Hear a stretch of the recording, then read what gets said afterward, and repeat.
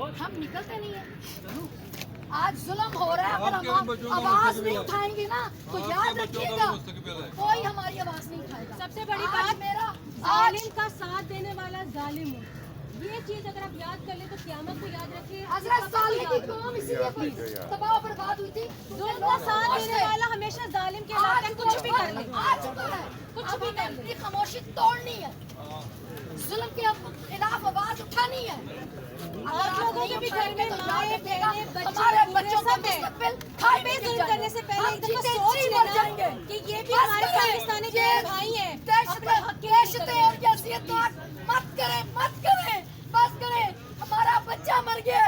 آپ کو نہیں پتا ہم لوگ اتنا ظلم ہوا ہے نا اس پر. اتنا ظلم ہوا ہے. آپ لوگوں نے سب نے پڑھا ہوگا, سب نے دیکھا ہوگا. آج انسان ہے. شریف کی ماں اپنی گود سونی لے کر بددعائیں دے رہی ہے.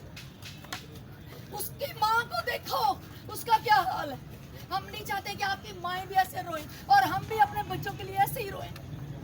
ہم نہیں چاہتے. ہم ایک قوم بننا چاہتے ہیں. خدارا ہمارا ساتھ دو. اللہ کا واسطہ ساتھ دو.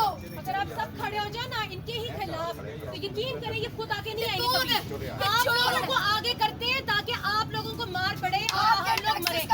آپس میں لڑوا رہے ہیں ہمیں. آپس میں ہم مسلمان ہیں, ہم پاکستانی بہن بھائی ہیں, ہمیں لڑواتے ہیں. حکم ساتھ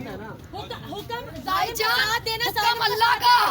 حکم اللہ کا. بے شک بولو سجدہ اللہ کا. نہیں غلامی کسی کی نہیں. سر یہ ملازمین ہے وہ تو آئین کے آئین اور قانون کے کون سی خلاف ملازم کون سی ملازمت قانون کے خلاف جو رزق کا وعدہ اللہ نے کیا ہے. صرف ایک چیز کا وعدہ کیا اللہ نے رزق کا. بات صرف اتنی ہے